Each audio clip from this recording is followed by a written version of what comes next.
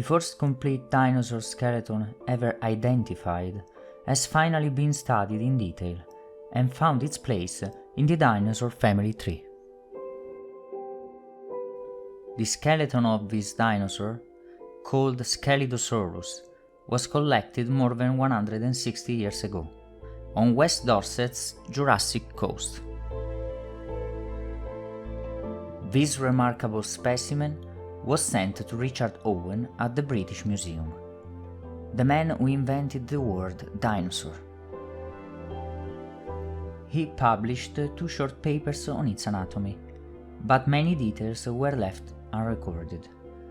Owen did not reconstruct the animal as it might have appeared in life and made no attempt to understand its relationship to other known dinosaurs of the time.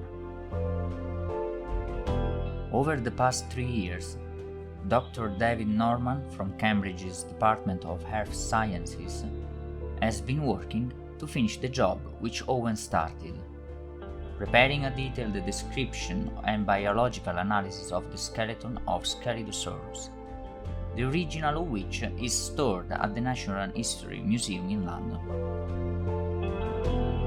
The results of Norman's work reconstruct what Scelidosaurus looked like in life, and it had been regarded for many decades as an early member of the group that included the Stegosaurs. Including Stegosaurus with its huge bony plates along its spine and a spiky tail, and Ankylosaurs, the armor-plated tanks of the dinosaur era. But that was based on a poor understanding of the anatomy of Scelidosaurus. Now, it seems that it is an ancestor of the Ankylosaurs alone. Norman said that it's unfortunate that such an important dinosaur, discovered at such critical time in the early study of dinosaurs, was never properly described. Well, it has now at last.